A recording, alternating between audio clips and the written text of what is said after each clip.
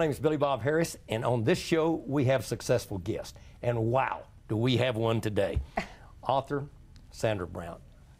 Her statistics are staggering to me. 62 New York Times bestsellers, 80 million books in print, 34 different languages. Now, you started off in TV. I did. Yeah, I was working at the Dallas Apparel Mart for years and years, and Michael went to work at Channel 8. Michael, your husband. And they needed somebody to do little fill-in things on this, that, and the other, and asked me if I'd be interested. And it was always part-time for me. I have friends that are songwriters. Yeah. They get a lot of their inspiration from real-life experiences. Oh, gosh. Where do you get your... Well, not from real life. I just wondered. If I'd done everything my character's done, I'd have been dead a long time ago. But it's hard to say because each book is inspired by something different.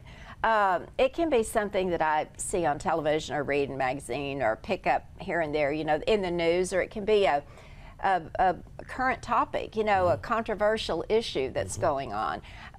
Sometimes it starts with a character.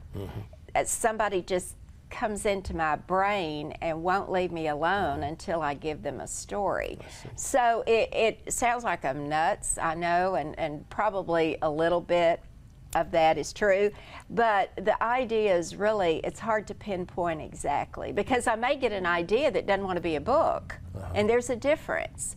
An idea lets me know when it wants to be a book, because then the story starts developing. Yeah. For somebody that's thinking about being a writer, wanting to be a writer or studying to be a writer, maybe you're writing. Yes. Give us advice. Give us some advice. First of all, you have to write every day. Okay. You have to hone your craft. Secondly, you have to ask yourself what you're willing to give up. I understand. In order to be a published writer. If you're doing it for yourself, for something that makes you feel good, that's great and that's wonderful. But if you're pursuing it as a job, you better treat it that way. Okay. And it has to be done every day. You have to dedicate yourself to it, and you're going to have to give up time to it, because as far as I know, there are no shortcuts. You can only type one word at a time. And there are a lot of words, like 150,000 in a novel. And so at some point you got to sit down and put that many words on paper.